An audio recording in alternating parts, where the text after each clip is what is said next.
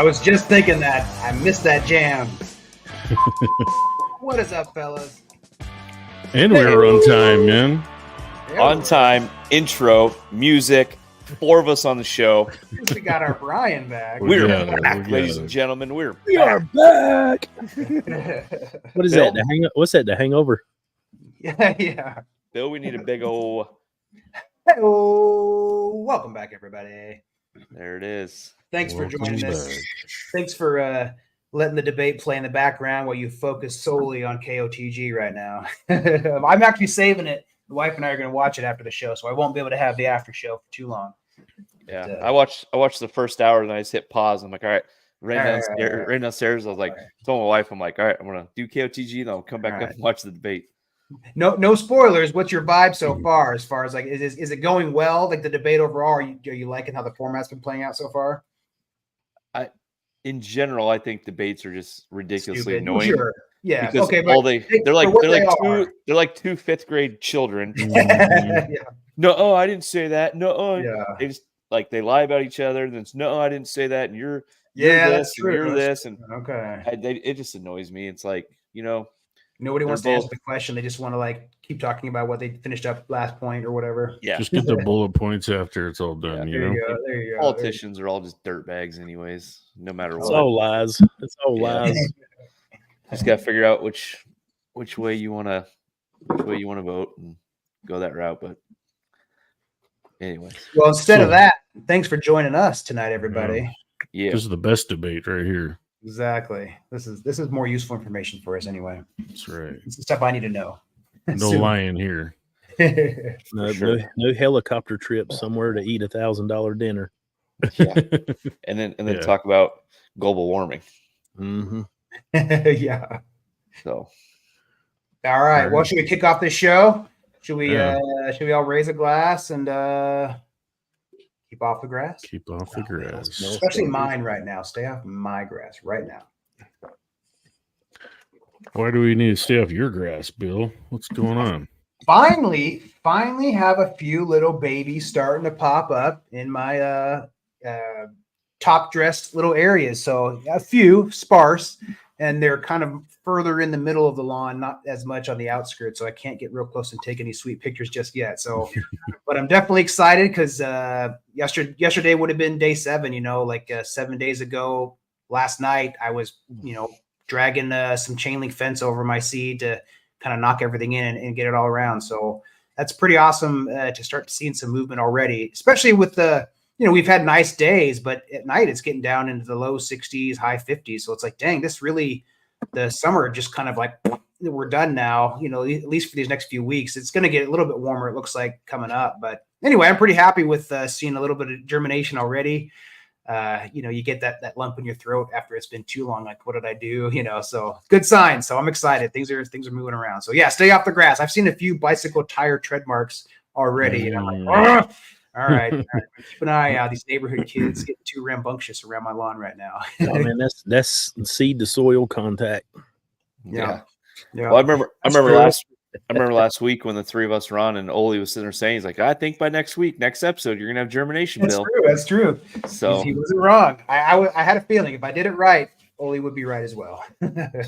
yeah, that's always like, kind of speaking on that, I think we might as well just kind of talk real quick, just germination rates, germination time. Depending on what you planted, you have that waiting game. Rye is great because it's mostly instant satisfaction. You throw some rye down, you can see it in little as 3 days, depending on if you have the right weather, the right temperatures and all that. I've seen it in 3 days before, but typically within a week, you got a lot of grass growing already with rye. Bill, in your case, you put down some Artemis, which is fescue. You're probably in that 7 to 10 days where it's really going to start taking off. In my case, I did Kentucky Blue. I'm a week in, I haven't seen a single thing, which is typical, Sure. But it also goes back to like one of the things we talk about as you prep for all this. You got to mow your grass short. And this is an example, depending on like what you're planting. And like in my case, the Kentucky Blue, this is why it's important, because you're going to be waiting at least 10 to 14 days for Kentucky Blue to germinate. And then on top of that, you're going to be waiting another probably minimum 2 to 3 weeks before you should mow it, because as soon as it germinates, you don't want to mow it. You're going to, it's not good for it at all. So you could be looking at a month without mowing. The other thing to keep in mind is you're trying to grow these things. What are you doing? You're just feeding it water, right? Yeah. You're watering. So everything else that's established is growing like crazy. That's why it's important to mow it like basically as low as you can before you start. Just want to make that point that I think that's a step that, people will mow and then, okay, when can I mow again? I look at, some of the Facebook groups, and probably 90% of the questions I'm seeing right now is, okay, I overseeded, I see germination, when can I mow? It's like, you still got to pump the brakes a little bit because, you're going to be waiting another couple of weeks at least before you should mow. And like I said, I mean, you don't want to be a month with your established lawn that's coming back. And if you put starter fertilizer on it, it's going to grow even faster.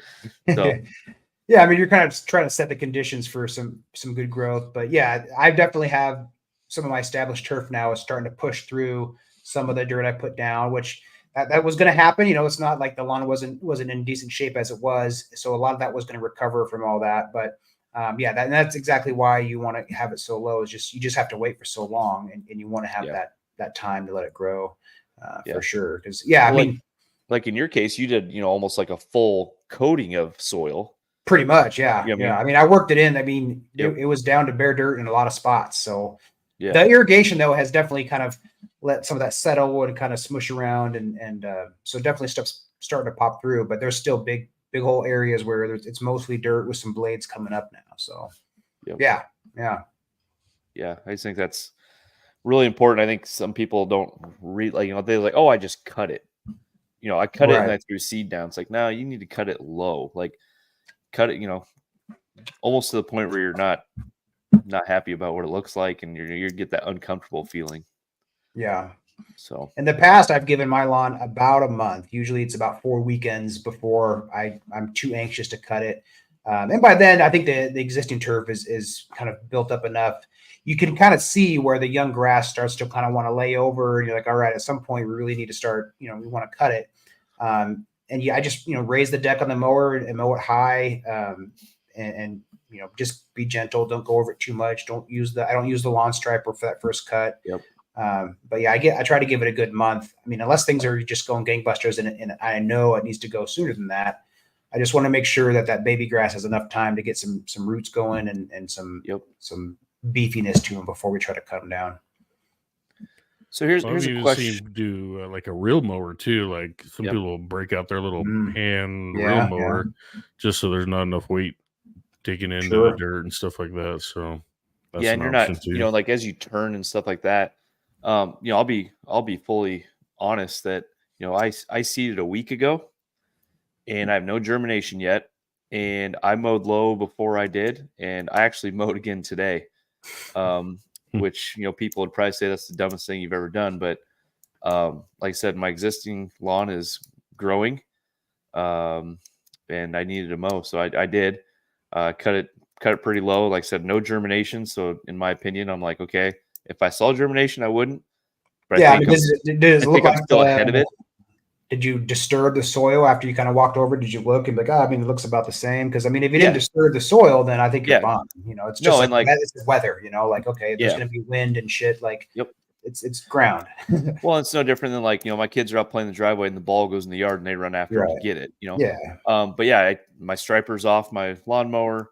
I mowed it, and actually like all my turnarounds I did like in the driveway or like in the sidewalk, and I mulch, so it's not like I was potentially sucking up any seed. But I mean, obviously I'm out there every day looking at it and stuff like that, but I don't see any seed. So all my seeds got to be seed to soil contact underneath. I'm hoping by this weekend I definitely hopefully by this weekend I see some grass popping up. But kind of like same as you, we've had overnight lows in the 50s, and it's beautiful at night. But then during the day, it's still getting up in like the high 70s, low 80s. It's going to warm up a little bit, but we've had no rain. Yeah, that's true. And that's the only kicker. Like we've had, zero rain, like zero help from, Mother Nature. So it's like I'm dependent right now. I'm reliant on my irrigation or sprinklers. But, and I'm kind of rambling here, but one thing with, seeding is you got to keep that seed moist. And so, like for me, I have just to do one revolution around the yard to go off at like 7 a.m., like 11 a.m., 3 p.m., and like 7 p.m. just to keep it, wet. But the problem is like after about 9 a.m. until about 9 p.m., it's windy. Mm. I kind of live in an open area, I guess you'd say, but it's always so windy. And so therefore, like when you're trying to run your sprinklers, you're no longer hitting like all your corners and stuff. Sure. So like, like the one day it was, the wind was blowing this way. So I know for a fact that, I'm short, let's just say a foot going around everything. And then the next day the wind's blowing the other way. And it's going like that. So it's just all crazy. It's like, I can't ever freaking get where I need to get with the water. It's like I need some freaking rain. He's short, all right. Hey. And Bill and Nate, this is your guys' first time overseeding with irrigation, right? Yep. Yeah, other than like just like hoses that you have with like timers and stuff. In-ground, yeah. And for things me, you can control Wi-Fi, you could turn on whenever you want, off whenever you want. And I've been micromanaging it too, which is probably not a good thing. I've been kind of over analyzing it. But one of the things that I'm glad I caught was it appears that my water pressure varies between the morning and the evening. So I was out last night looking at some areas, and I was like, this spot is not getting hit quite well enough. So let me adjust my sprinkler so that it, maybe goes 6 inches out further than the curb. That way I'm getting it right because it looked a little drier than the rest. And then I come out to work this morning, and now it's like shooting out an extra foot or two. I was like, God damn it! Like what? So that's but I mean that's just something you can't really avoid. So I thought about maybe doing something where I kind of look at it midday and maybe try to find a happy medium between the two. Now that I know I'm shooting out too far, maybe I'll bring them back in a bit so that, maybe in the morning, if it ends up being too far, but the afternoon is going a little bit short, it still gets hit once or twice throughout the day enough because I'm definitely giving it enough water for the rest of the area. But yeah, that's the only frustrating thing I've had so far with it is that pressure difference with that. Yeah. And I thought, having just like being tapped right into the street would be helpful with that variation, but apparently not. Apparently, like it does impact when everybody's getting up for work in the morning and taking showers and getting ready for school or whatever versus, nobody's using any of that stuff in the late afternoon. And now the pressure is, a few, whatever higher, PSI higher, whatever it is. Anyway, that's the only frustration I have with the stuff so far. Yep. I've noticed that too. I know one thing, like when I tried setting up my zones, knowing that normally I'm going to water in the morning. So I got up at like 6 or 7 a.m. and I went out there, and that's when I tried fine tuning all of my. And that's where it would be really cool for down the road for Green to have some update where you could have this is my morning zone. This is my 11 zone. This is, you know what I mean? Like you could, rather than this is your one zone for this one head is all you got. You could say I'm going to change the shape of this because they have, anyway, the stuff they can come with down the road, which would be super helpful when it comes to stuff like morning pressure versus afternoon pressure, specifically for running your shit four times a day, and it changes on you. So that's a problem I didn't think about. Because just like you said, we run the irrigation same time of day, typically, in the mornings during the summertime. So it's the same. You generally, some days vary. Weekends are not the same thing as a Monday morning. But anyway, that's somewhat off topic. But still, irrigation is like one of the most important things with successful overseed is keeping stuff moist all that time. It does because I have ratio, so does the irrigreen have any kind of setting to just say hey, I'm newly overseeding, or this is a fresh lawn, or anything like that, and it can set a schedule for you based off of that, like a suggestive schedule? Not yet. They don't have too many kind of bells and whistles, things of that nature. But I imagine that, I mean, just like anything, it's a software thing where perhaps they could, work on that. I know that there's an additional pressure sensor you can get, and I don't know if that maybe would help the system self-adjust when it comes to stuff like pressure changes. I mean, I imagine that's probably along the lines of what it's for, if that's what it is. But I don't have that for mine, and I'm considering, should I, reach out and see about would it be worthwhile doing that, or how would I do it after the fact? Now, what do I need to do to retrofit that on there? Maybe. Yeah. But no, yeah, I mean the app is so user friendly Mm-hmm. that like, so like, the one thing you can have 4 programs in there. Actually, I'd like to have more. That was one of the requests that I put in, is like, give me the ability to have like 8 or 9 programs if I wanted to, because basically I have, like, oh, if I just want to run like the back light and the front heavy, that's one program. If I want to run like when it's 100 degrees and I want to run the afternoon, just a cool down the afternoon, that's one program. Mm-hmm. But like with the 4 programs, I just basically, quickly changed them all to, okay, program 1, you run daily at 7 a.m. And then program 2, you run daily at 11 a.m. and just changed it to 0.05 on all the heads. So it's very easy to change your programs. The days of the week you want to run, I mean, within seconds you can program it. It's kind of fun to mess around with it. You're like, oh, okay, it's a real sunny day, and I know the front's gonna get baked and it's a little hotter, so I'm gonna do 0.1 instead of 0.05 or something like that. So it's real fun to do stuff like that with it. Pretty easy to do, but I just wish I had the ability to have more programs, so I didn't have to take the ones that I had in place that I ran normally and then modify them. But I mean, it's easy. It's not like it's a big deal. Okay. But it does have the like auto water feature, like where it reads your weather and all that. yeah. I don't personally use it just because I like to kind of control it. Yeah, I was gonna say I'm too neurotic. I don't use it. I wouldn't trust it, but yeah, anyway. So if you guys are keeping the seed moist, how often are you running? Do you run the sprinklers multiple times a day, or just like one big watering and let it ride out to the next day? Every day, like what's that schedule look like? Yeah, I'm running mine 4 times a day, putting down 0.05.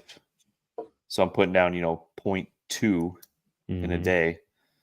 Just keeping it, like I said, trying to keep it. And I'm doing about 4 to 5 hours is what I'm doing.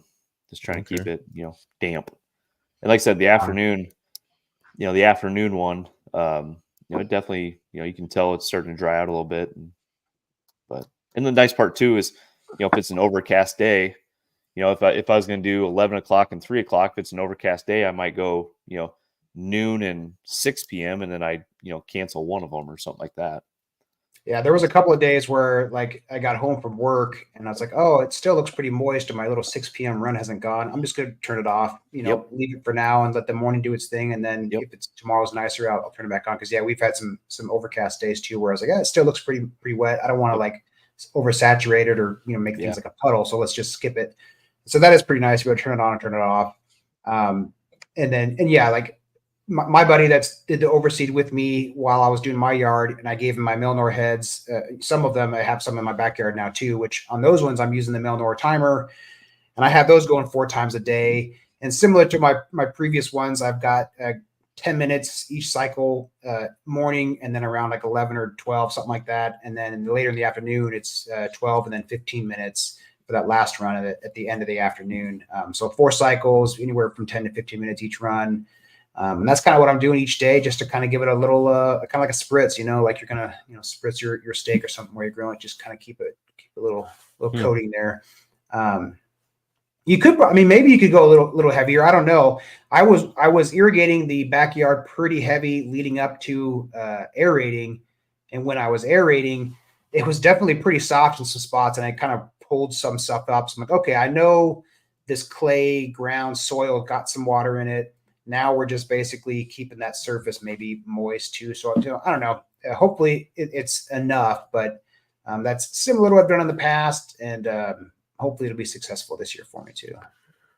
And you guys, I'm guessing I didn't hear the last one, but you guys put fertilizer down when you seeded, like a starter fert or whatever. Are you going to fertilize any more with that, or is that down? Was that just down? Like, are you going to come back with fertilizer? I was last minute with mine. I did the Let's Go starter fertilizer from Home Depot, which I'm sure it's fine stuff. So I put a bag of that down in the front and back.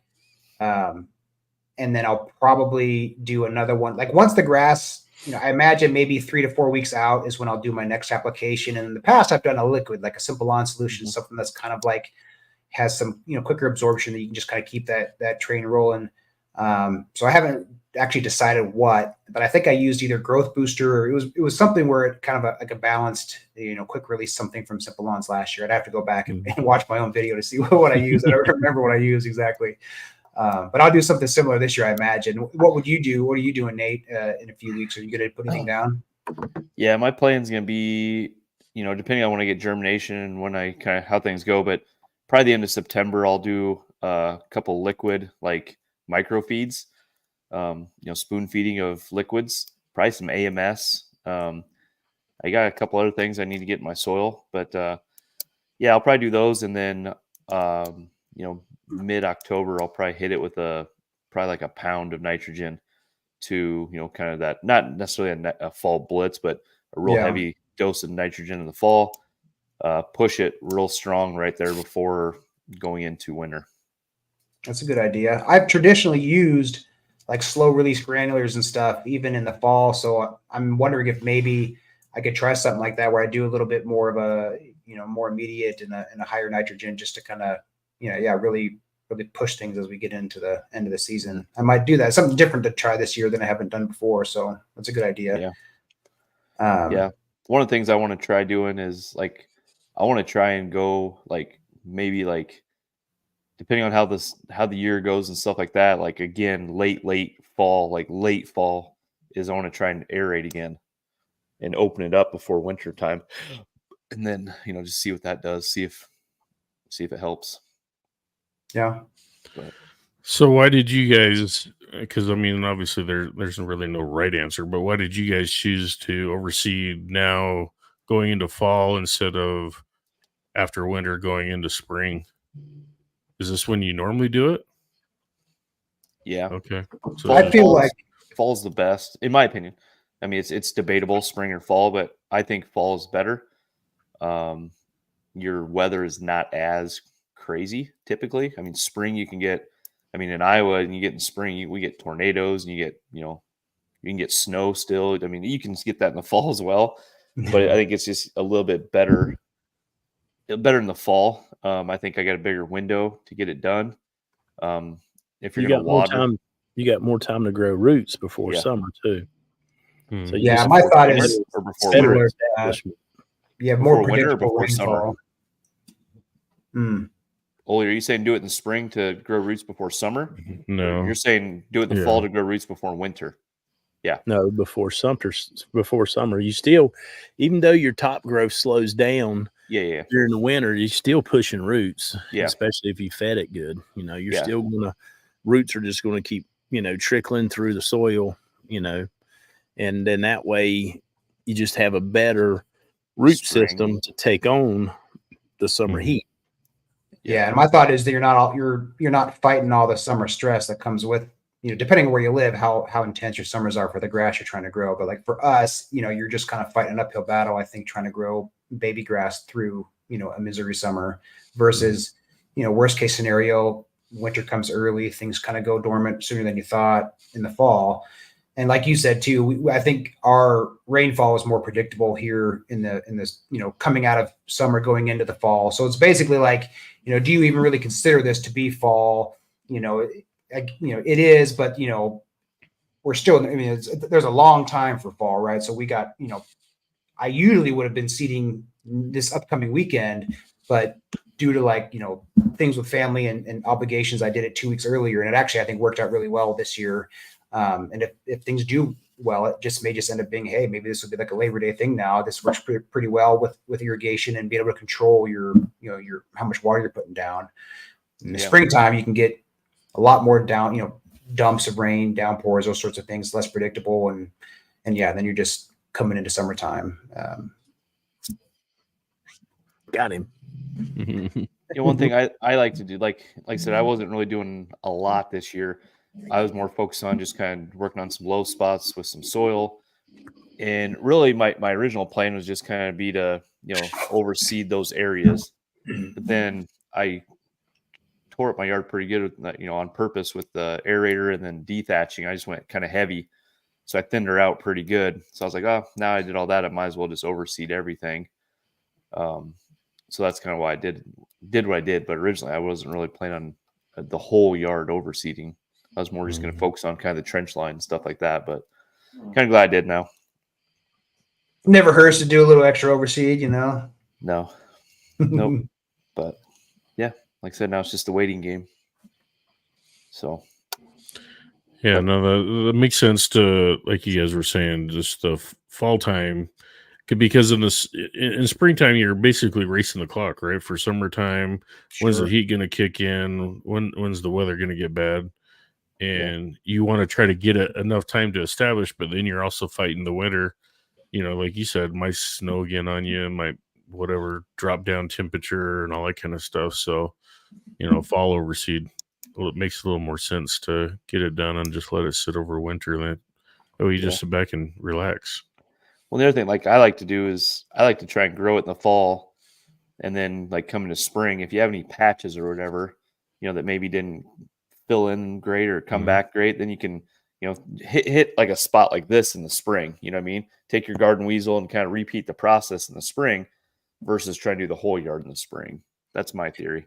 That's a good point. You know, I wasn't even thinking on that line, but yeah, I always try to save like a little bit of seed left over, knowing that, you know, there could be some spots where you'll have an opportunity potentially to hit it in the springtime if you need to. So, which, yeah, I mean, I ended up doing a few of that last year because there were some areas that were maybe a little bit compacted and didn't do so well, and you wouldn't even know now. So it's pretty cool. The other thing with spring is, you know, I want to address weeds. I want to put down a pre-emergent. I want to put, you know, if I got weeds, I want to spray post-emergence. I want to be out on the lawn. You know, it's going to be actively growing, I mean, which is a good season to plant, but I want to be out on the lawn. I've been cooped up all winter. You know, I want to get out there and, you know, be in the yard, play catch with my son, run around, do all that stuff. I want to be mowing. So it's like, I don't want to sit for another month and do anything in the yard, you know, which is kind of, that is true. You know, like that's where I'm at now. Like now I got, you know, flags all over it, like the boulevard in the front, you know, like keep off the grass. And, you know, me and the kids, you know, like they're playing foursquare in the driveway and the ball goes in the yard. And I'm like, get off the grass, you know, like you know, trying to grow some new seed and stuff like that. You know, me and my son are out in the street playing football and stuff like that because it's like, you know, I got to stay off it for a while, but I don't know. Yeah, that would be tough to, like, you know, okay, I got a few weeks of mowing in March, and now I'm going to stop mowing for 4 straight weeks during like the peak growing season so I can overseed in the spring. Whereas like I'm coming out of the summer, it's been hot and shitty. I'm kind of like, I can use a bit of a break. You know, I've mowed I've mowed for 6 months. I'm like, and then you do this big ass weekend project. You're like, you know, I can have a few weekends of just doing whatever now, you know, not playing out in the yard. Let's go do something else. Would be kind of fun. Yeah, and then by that time you're like, all right, let's get back out there, finish the season strong, and head into winter looking good. Yeah, it would suck to have to stop cutting grass in the springtime. Yeah, and actually, like I said, I didn't do anything with mine for a week, but my neighbor, he was gone on vacation for a week, so he's like, hey, would you mind cutting my yard? I got some pictures of it. I'll probably post them on Instagram, but I striped the shit out of that thing. It looks nice. sweet. That's awesome. Yeah, it looks really. He actually came home. He came home and he was out there taking pictures and posting them on Facebook. He's like, man, my neighbor cut my grass. And he's like, this is awesome. What kind of mower does he use? What does he have when he's mowing? He's got it's a like sit on, not a John Deere. I don't know if it's like maybe a Husqvarna. I'm not sure, but not a zero turn. Okay. But I mean, it cuts well and it does good. But you know, with the stripe kit on mine and everything, and just laid them down like these long ones, right? Like these long ones I did long, and then the front, he's got a chunk in the front I did diagonal, and then on the back it's long, like it's got a hill that it's a corner lot, so it wraps around the corner. Oh, cool. So I did like tiger stripes up the whole thing. So as you drive by, cool. You look down and see all the stripes going up the hill. Like it's kind of a short hill, but it looks pretty coul. You've like set the bar for him now. Like when he comes back, he's like, all right, the wife's gonna be like, hey babe, look what Nate did while you were gone. Yeah, well, he's back. Yeah, he's back, and he's like, looks good. So, but that's then awesome. the neighbor across the street from him, he's like, hey, we're gonna go out of town for a few weeks in October. He's like, can I get you to cut my lawn? I'm like, sure can. I'll do it for you. So, just a rubber mat. No, a rubber flap across the back of the deck. It's sold directly from Ferris or a Ferris. All right. So if you weren't doing like a big overseas project or anything like that, like Nate and I were doing, but you are coming out of summertime, coming into the fall, what's something you should be thinking about, you could be doing now, to kind of ride this train out before wintertime comes and, have a good final tail end of the season?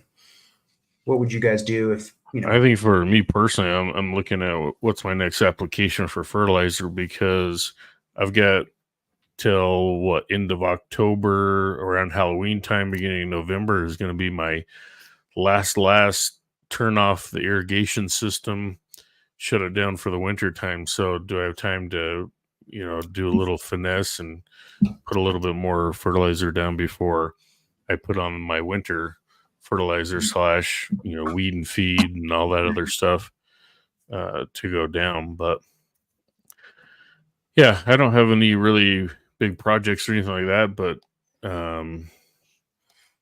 do you normally aerate? Do you aerate often in your yard, or typically annually, Brian? Or when yeah, would you I'll do it this fall. That is another thing I'm thinking about, is aerating, and I'll also do the dethatching. There you go. I like to keep it aired out over winter. I've found that after doing that, I've never really had a combat against snow mold. That's good. A little bit, a couple patches here and there, but nothing major. So yeah, keeping it thinned out a little bit. And then aerate, I'll put aerate down. I'll also do that soil conditioner, right, with the humate from Live Earth. I put that down in the fall. I also put some gypsum. I put that down after I aerate too, because I'm really trying to get rid of this clay soil, trying to loosen it up a little bit, and gypsum's supposed to be helping with that. So that's one of the things I neglected to think about with my stuff this year, is that would have been a good time to put some of that stuff down. But, I can still do some of that, later in the season, or, put some down next spring. But yeah, some good kind of soil amendments. I didn't work anything like that special when I was doing all my stuff. Yeah. Yep. And wait for the springtime and all the dog pee spots to show back up again and start all over, Yeah. But yeah, what about you, Olee? What do you got planned for the winter time? Eventually I'll get overseeded. Right now I need to mow something terrible. I've been so busy at the shop. It's probably about 8 inches tall. It's freaking crazy. It is beautiful dark green. My God, it's so dark green. And I need to mow so bad it ain't funny. So you have to use the old sweeper to catch all those clippings. Well, I got the bagger. Ooh, yeah. Well, that's what I meant, the bagger. Yeah, the big one now. But the problem is I'm probably going to have to bring the flatbed over here or my dump trailer and just get rid of the clippings or something. Yeah. Take them to the shop and put them somewhere or something, because you get to putting them out here. Although I kick them out, they stink. Good God, they stink. But I have in my front driveway, I got this bagster thing. I've talked about it a little bit, but it's like you buy this giant oversized bag, and then you pay $200 to have somebody with a truck and a big old crane come pick it up and take it and dump it somewhere. So if you don't have like a big trailer or truck or something to do that, well, I didn't realize, but when you actually say, okay, I'm ready, it takes them 5 business days to get somebody to come pick it up. So I did this project like last weekend, and it's been sitting there all week. I'm just thinking, I just need to call them and they'll come get it the next day. My wife's like, I looked it up online, this stinky ass thing. Like, they're going to 5 business days. You're calling them Monday and they may not even come till this Friday. I'm like, shit, I'm in trouble now. So yeah, I got this giant stinking pile of grass clippings. There's flies everywhere. Yeah. It's gross, dude. I'm like, I'm sorry, babe. I should have thought about that. You have a big old wet spot underneath that bag. Yeah, I'm sure. It's like some thick Tyvek material or something. I don't know. I'm afraid it'll rip because there's some rocks in there too. I hid underneath some of that. It's like a tarp, isn't it? Just a heavy tarp? Something like that. Yeah, like a big, thick, heavy, oversized tarp type thing shaped like a bag with some straps. Yeah. Yep. Yeah, I think my lawn is long if I get a full 55-gallon bag full of clippings, but I can imagine only what you're going to experience. That's like one pass for Brian. Yeah. Only get that in a pass. Yeah. The first time I used it, I could do 4 decent long stripes, and it was slam full. So you just imagine, 4, and then how many stripes that is. I don't know, have you ever counted? Like, okay, how many stripes is my lawn? No, I need to. But print out one of your aerials and just kind of take a little marker and go down the line. All right, I got 39 stripes is what I'm doing here, or whatever it is. I would bet there's probably close to 60 or so, I would think. Yeah. There's a lot on there, yeah. I'm looking at getting an electric dump for it where you don't even have to get off the seat. Just sort of back up in the edge of the pines and mash a button and then turn around and go back. Because the bags are cool, especially if you want to haul off the clippings to where you could take and throw them in the truck and dump them out, or throw them over the side of the, dump trailer. But just like here, like getting rid of them on the property, I'd rather have a dump where you don't have to get off the seat at all. Because you get out there, you make a couple hits. And then the bad thing is, then you got to get over there without messing up your stripes, like, driving all over the property. Yeah. And, you dump them out, and then you get back on, you come back where you were, and you hit a couple more. And luckily, as the stripes get shorter, you might be able to get 7 stripes, and it's time taking, but man, it sure makes it clean. And it needs to be mowed something terrible, because we're getting ready to supposedly get some rain the next few days.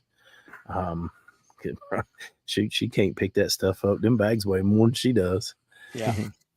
Yeah. That stuff gets heavy. Well, then it's like packed in there. And it's like when you try to dump them, you're doing this, and it's like the grass is just not coming out. Yeah. So you gotta get your hand in there, and like it's like luckily the way these bags are made, they got a hard plastic bottom with a handle right in the middle. And if you get it by that handle and pull it, it slides right out. It's pretty slick. That's good. It's pretty slick. I think it holds like 12.5 cubic feet, and I wish it held about 30. Yeah. But I just have to, if I was on top of it and I was mowing every 3-4 days and doing what I should be doing, it wouldn't be that bad. Yeah. But you'd be able to make 2 to 3 times as many passes before you'd have to empty them. Plus, it'd be really fine stuff and not the real large stuff. And it's like I say, I guarantee it's probably 8-9 inches tall, and that's with my tape measure, not yours. That's a tall grass. And your book is probably 13 or 15. That's my wife's book. Poor girl. Man, I'd be in trouble if my grass was that tall. Yeah. Oh, it's pretty. The crazy thing is, though, it is emerald green. It looks so good, and I'm like, well, it looks pretty good. Great. Now Ole's gonna go back to mowing at like 5.5 inches. Yeah. No. It's gonna come. I'll probably mow it at least 4. I like it at 3 3.25. It's just so much cleaner and easier to walk in, and it just looks so much better.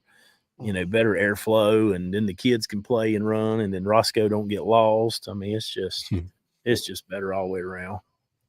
Yeah, I was able to keep my grass a little bit shorter this summer with the irrigation, and it did pretty good. I think I was right around 3, maybe 3.25, sometimes maybe a little bit lower. But the stripes become more difficult just because I can't, weigh the grass down as easy with the roller weight and everything else I'm working with. So if I keep it a little taller, I think the stripes turn out better. But it still did pretty good, a little bit shorter, just keeping it, properly irrigated. I was pleasantly surprised with how well it did. The lawn was unlevel and uneven, bumpy.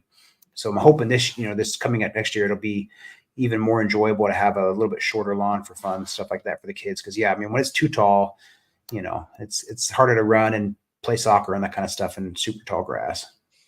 I'm waiting to see how that stuff stripes for you, because that's going to have a different texture. Yeah. Going to be a little, softer blade and stuff. I'm waiting to see how that works out for you. As am I. The one thing I wanted to bounce off you guys and just see what your opinion is so let's just say, you're overseeding, and let's say normally you kept your grass at, I'll say 4 inches. Okay. But you're overseeding, coming out of overseeding, and you're like, you know what? I'm going to cut it a little bit lower, and I want to keep it at like 2 inches. So would you let it grow long and then slowly work it back down? Or is it better to just kind of put your mower at the height you want to keep it at and just mow you know what I mean? Not like as it's coming in, but like sooner than you would, and just keep it mowing at that height and kind of like train the grass to say, hey, you know, you're not growing to 4 or 5 inches. You're going to be kept at a lower turf. Do you think that'll actually train the grass better to like, you know, so it's not growing, you know, so it keeps your My ground thought, water?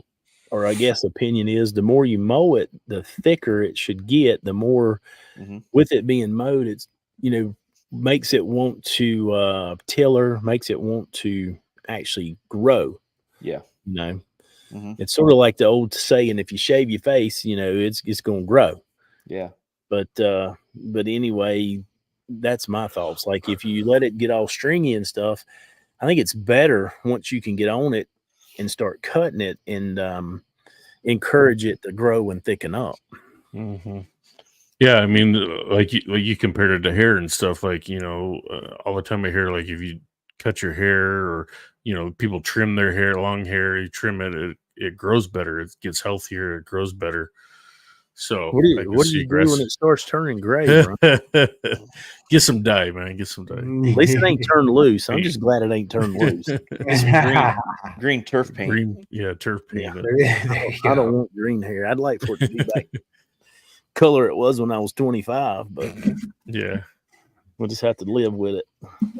But yeah, I would definitely, as soon as the soil can, because that's the thing. Like, I remember putting sod in and overseeding and stuff too. It's, you keep it moist, you keep that dirt and ground so wet most of the time that you get out there with a lawnmower, even a light lawnmower, and you're making tracks in there. So it's like, at some point you feel like it's doing enough and you cut back the water, let the ground dry up enough, and then you just start mowing it. Me personally, I'd like to keep it all the same level, so making it all cut down to that level that the new grass is would be my opinion. So on the first cut, I think it's super important to have sharp blades. Yeah, that's definitely one thing. Like, while I'm kind of waiting for this next week and not cutting, I'm going to take the blades off and sharpen them up and get them ready to go. Normally, your last cut was a scalp. Yeah. So you probably roughed up some blades. So get them sharp before your first cut on them. That's a good call. Them babies. Yeah, that's on my agenda this weekend. Sharpen. Good time to do some of that maintenance stuff while you're waiting too. You know. Yep. So. Yeah. You guys sharpen blades more than once a season? How often would you say you've sharpened your blades this year? I think I've done it twice. Yeah, 2 or 3 times. Not enough. One more time. Yeah, probably 2, and then I think this will probably be 3. Some people say, "Oh, you should do it like every week." I'm like, get out of here! Like, if you have time for that, you don't have a wife and kids. Yeah. You know what I mean? Well, the thing is if you do it often, you're not really sharpening. You're just touching up the edge. You know, you're not really taking a ton of material off. And I want to do a test with that. I've got the new 8200 belt sharpener from Magnomatic, and I want to sharpen my blades every 4 to 5 hours, like every 2 mows, and not sharpen. Sharpen's not really the word, because, you know, when you sharpen, you're removing a lot, you're taking out nicks. I'm just going to I don't know if it's finished. I don't know if I'm trying to think of polish. Yeah, I'm just going to keep them touched up, just keep them on edge, and just see if it makes the turf healthier with a clean cut, you know, over a ragged, deal. What about this? Anybody have tips for fruit in the dirt because, man, I tell you, when I moved from Arizona, I used that blade for years and years, and it got to a point where I didn't sharpen it. And so I ended up just buying a new blade and starting from that, and comparing the old blade to the new blade. I mean, you just saw how much it just worn down, rounded over, missing pieces, you know what I mean? So it's like, at what point can you remake the tip, or at what point do you need to throw it away? It's going to, towards the tip, it's going to lay back, or move towards the back of the blade, because that's where the couple 2 inches from the end, from the tip, is where all the work happens, really. Yeah. Yep. And Exactly. you know, if you're mowing like he's mowing a bunch of properties, you're hitting a lot more debris and rocks and bull, you know what? In our yards, we really shouldn't be hitting a whole lot of rocks or debris, and our blades should, you know, live a lot longer because our yards are clean and we know our yards. You get out mowing other people's stuff and they leave crap in there. They might be a freaking fence post you don't know about or a corner stop, and you hit stuff you wish you would have never hit. But far as, you know, returning them edges back to new, man, the Magnamatic stuff is amazing. I mean, you can take some roughed up blades and bring them in no time back to a super sharp, nice edge, and it keeps it at a 30 degree. So, yeah, anything that's got a jig. I was say anything that I think that has a jig at the 30-degree angle where you can just go after it. I think that's probably the best way. Unfortunately, that's probably the major downfall to the, you know, hand sharpeners is angle grinder. Yeah, you know, you might be 25, you know, 30, 35. I mean, I guarantee I'm not perfectly hitting the right angle every time. You know what I mean? No, I mean, I'm not either. You know, you're generally eyeballing it, right? And I'm hoping that I'm not taking off a whole ton all at once. You know, I'm shaving it down a little bit, you know, and like for me, what I'm doing is essentially just kind of refinishing that edge. You know, I'm taking a little bit off. You know, there is some coming off, but I don't imagine I'm wholly reshaping too many degrees off that edge, but maybe I am. And if I were to get something with a set angle, you know, maybe I'd see a difference. I don't think it makes a ton of difference with what I'm doing, but I could be wrong. Well, the problem is like you've got to balance it out, right? You take off, you got one side that's got the nicks and chips and rounded edges. You straighten that out. Now, guess what? Now you got to go over here and take off a whole bunch off of that edge so that when you balance it out, that's true. If you're actually doing some, you know, fixing some of that stuff, that's a different story, I think. Yeah, then we're looking at a whole new, because you are going to be taking off a whole bunch, and then you'll have to match the other side and everything else too. Personally, I mean, I think it was like $30 for a new blade or something. For mine, at least, the Husqvarna. But you know, is that worth it? Can be, maybe. You know? Especially, you know, if you've had the blade for a few years, you know, I don't know. Yeah. At what point is it, you know, has it's lived its life cycle? Is it, you know, can you say, yeah, you know, I've used this enough, it's not wasteful to just toss it and buy a new one? I don't know. I wish you could bring up that video where I was talking about the Magnamatic, and it was last year at the expo, how quickly he could clean up a blade. It was insane. I mean, was that the one where you could put your grinder into it and it just kept the angle at the right thing? Or how does it work? This is a whole nother system. It's a whole thing. You put the blade in. That's the one that you have, right? It's like a tabletop type of thing. Okay. Yeah, I've seen less than a minute. I mean, he could just. I mean, something that had hit rocks and debris was beat all to pieces was back to better than brand new. You know, because they're really not that sharp brand new. Takes longer to take them off and then you ain't on. Yeah, you ain't on. Yeah. Oh yeah, the water cooled. That's what was really crazy. That one, the new one's water cooled, so you can just hog the piss out of the blade, and you don't have to worry about letting it cool off or if you can handle it. I mean, it's crazy the temps that it keeps down. Like I have their older model that's a stone, and it does well. But what I do is I sharpen 3 blades at a time, so I have to sharpen one end. And then when I sharpen one end on the first one, I set it away to where it cools to where I can touch the opposite end, you know. Then I get to the third one and I go back to the first one. And then once they're all sharp, that's when I start balancing them and see if one end's heavy or not, and then go kiss it until it's, you know, the same weight it's opposite end. And I use their bearing system, you know, not a nail or anything of that nature. But it's freaking slick. I mean, they've got some really nice stuff. That is cool. Yeah, I just eyeball it, just winging it, doing my best. It's not even like angled perfectly right on my little table with my clamps and shit. I do need to come up with a better system at some point, but so far it's, you know, it's fairly okay. Your Whatever I your just wrist clamp mine. feels like. I clamp mine off my tailgate of my truck and do it. There you go. Yeah, but yeah. That's bad. That's more badass than what I That's do. what I do. Just Whatever. don't sling the sparks on your windshield or your paint. Yeah, there you go. I throw it away into the driveway. Them sparks Yeah. will burn right into the glass or the paint. Yep. Yeah, I bet one side of my blade's like a 20-degree, and the other one's probably like 45 or something. Multi-cut. A multi-cut, yeah. You know, There you go. One's a hogger and one's a finisher. that's right. The crazy thing is to think how fast as you get into these commercial mowers, the tip speed on these things, Oh man. it's insane. I mean, it's just insane. So Well, that's why you get. I get so frustrated with sometimes people will comment on stuff online and talk about, oh, I can get stripes without that stupid roller or whatever, and it's like, okay, well, what are you mowing with? Well, I got my dad zeroed. Okay, you fucking, of course, it's just the suction alone. Yeah, maybe you are. a lot of them do stripe without a roller, but if you want to take it over the edge or you want more pronounced stripes, you get a roller or you get a rubber flap. You get something to aid in. Exactly. Bending the blades over. But yeah. Mm-hmm.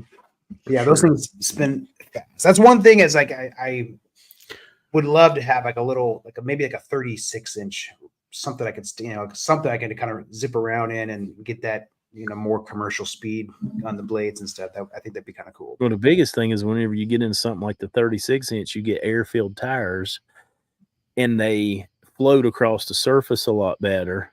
Ooh. And then you get a little bit of deck overhang instead of the deck being the same width as the tires. And, that, like I had the Turf Tracer 36, man, that thing was insane. Like it was 14, 15 horsepower on a 36-inch cut. Yeah. Dual blades. And then you talking about clean. Good God. You end up getting rid of that? I sold it. It's gone. Yeah. So all the shop mowing will be done with the Rolex 25-inch. So yeah. Have you planted grass there, Olee? I got so much to do. No, sir. I got what I got to do is I got to get it leveled up. I need to get the irrigation in. And then once the irrigation is, I'll probably come back and slick it up one more time. Then I need to get it seeded and, get that going. And then I got a 700-foot little spot right there that I want to do like a 4-way Kentucky blue on that I want to try there. Some of the newer Kentucky bluegrass cultivars that germinate a little quicker too. Instead of the old school stuff, it's like 28 days of germination. This newer stuff is supposed to pop off somewhere between 7-10 days. So, So that's a down the road kind of thing, huh? It's got to happen for too long, or I'm gonna run out of time. It's got so much other thing. I mean, it's just got a ton of stuff going on. Luckily, I have all the stuff to do it now. I went and got all the piping and all. I think 2 Fridays ago or something like that, and so I got the controller, I got the piping. And I'm going to use a different irrigation head over there than what I'm used to. It's the MP 200s, MP 2000s, 2000s. So it's going to be different. Goes about 20 foot. Yeah. So what are you using to level off? Are you going to use like the red dirt and soil 3 mix or something, or what? No, I'll use what's there. I'll just take the skid steer and get the Harley rake or something and slick it up and roll with it. But I'll just use the native soil that's there. And I got some work to do there. It needs some calcium. It needs some help, but it's crazy how much it's changed because it's come. It's been dead for a year. I can't believe it. Wow. I've smoked it off. Originally was going to do some warm season stuff, and then decided, fescue freak can't have Bermuda. That ain't right. So, it's going back to fescue. So you were going to do the iron cutter, weren't you? Was, and decided this. Nah. No. We'll do a 3-way mix over there, and tinker with something a little different, and then do the bluegrass in that 700 square foot, and it'll be irrigated also. And hopefully I can get it good and level. Maybe the kids can get over and putt around or something. That'd be fun. It would. It'd be neat. It'd be neat. So, and then keep the bluegrass shorter than the fescue. Yeah. Yeah, you can keep it about 1 inch. I don't know. We'll find out. It's going to be a whole new learning curve. Yeah. Like I said, my plan this fall, I want to try and, like, I usually mowed on like C, D, somewhere in there, but I'm going to try and go D and E. I'm going to try and go. And I've never ever mowed my lawn. I've gone double D's before. That's on the Time Master. But that's like the lowest I've ever mowed it. Boy.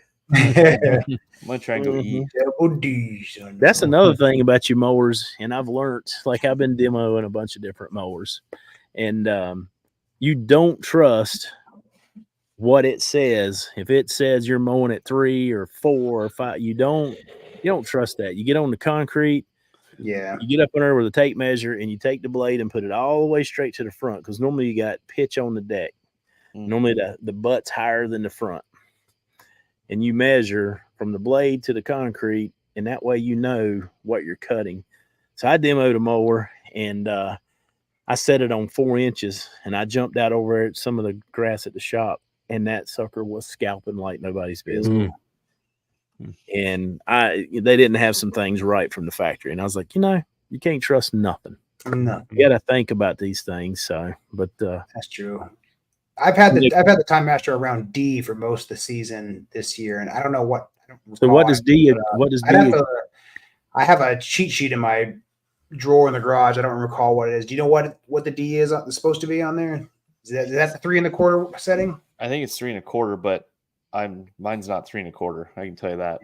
Yeah, it seems a little bit shorter as I'm walking around for me, but yeah. I mean, but it looked pretty good at that setting. That's where I've kept it most of the time. And it's done pretty good this year. And see, that's the thing. A lot of people probably, say, "Oh, I'm mowing it, just say 3 1/2," and they may actually be mowing it 3 inches, and they don't really, don't really know it. So, yeah. I mean, like for me, like I care less if it's like I get that question so much. What's your height of cut? Like, does it really matter? Like, honestly, like where it looks good. Where I like it. And you like it, yeah. It's like I think it only matters if you're real mowing, because it's like a competition, right? Like, how low can I get my real mower? Rotary mower, it's just like however long it is to look good. Yeah. Like I said, I mean, when I took mine down to like scalp it and bag and all that, first thing my wife says is like, "I really like it this low." And I'm like, great. Like, okay. She likes short stuff. I know. Hey, there's nothing wrong with that. Oh, Lord have mercy. Oh, only stripes over there. Short stripes. It's that time. Well, thanks for joining us, everybody. Hold on. This is the LOTW song. That is the lawn of the week music. But what is that? Somebody explain exactly. What is exactly. What's going on? We are having a tough time right now trying to figure out lawn of the week, and so we're gonna bring it out to you guys in the live chat, or if you're listening to this afterwards or whatever. Is we need some suggestions. Right now, Instagram for the last, how long has it been? Like 8 months. Yeah, it's been a while now. So they've changed the algorithms around. They've changed the hashtags around. We can't filter things. We can't sort things. So every time we go on and try to find for you guys posting KOTG Lawn of the Week, you get lost. We're pulling up stuff that's 3 years old. We're pulling up stuff that's, we're 5,000 plus posts on there last I looked, and it's just it's really hard to find. So if they tag KOTG, at KOTG, that should be pretty current, right? And you get a notification that you're tagged. If we went back through our direct messages, for those that we got access to the KOTG or Keep Off the Grass Instagram. Yeah, I wonder if we were to get on the KOTG account, because you can go to that side where it's like pictures or whatever posts people have tagged you in. Maybe that's still in chronological order. So maybe that's how we could change it, is like, use the hashtag or whatever, but you gotta tag us in the picture so we can actually Tag see it. That us might be what we have or to do. send it to us, direct message us, things Yeah. like that, because honestly, we're just having the hardest time right now finding people trying to figure out where all those hashtags are. Sometimes it's like I'll be scrolling through and there's one and send it to the group, but it just hasn't been like that lately that we've been able to find it. So if you guys got some ideas, we'll try out something a little different, revamp it so we can get you guys some Pro Peak, because I know they want to get it out to you. Yeah. Oh, man, we haven't been giving this away. What's going on, guys? Yeah. So offload some of this stuff. Come on. They got new going into bags. slow time. They got new bags in the works. Yep. Ooh. But yeah, that is something, guys, we're working on. We're trying to look at Lawn of the Week, and I know we've kind of slacked on it a little bit this year. And I know some of you guys are still tagging, and we're not picking winners, but we're trying to figure out the best way to do it and almost how to revamp it a little bit. And so we're going to look at that. We're going to have some discussions and figure out, how we're going to do it, and we'll roll that out to you guys hopefully the next week or so. Yeah, we haven't forgot about you guys. We still want to do it, but trying to figure out a new way. Damn Zuckerberg not making it easy on us. Yeah, if you got ideas, message one of us. Let us know what your ideas are. We see a couple in the chat there, but so where's the belt at right now? The belt? Michigan, last I knew. Yeah.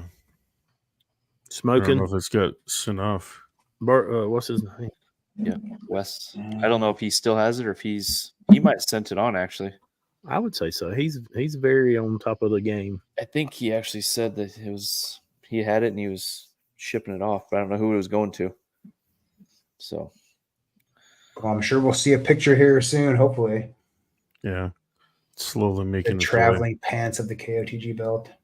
Yeah, it's pretty sweet if you ever get it. But it is that time, guys. We had a great chat. It's good to be back, and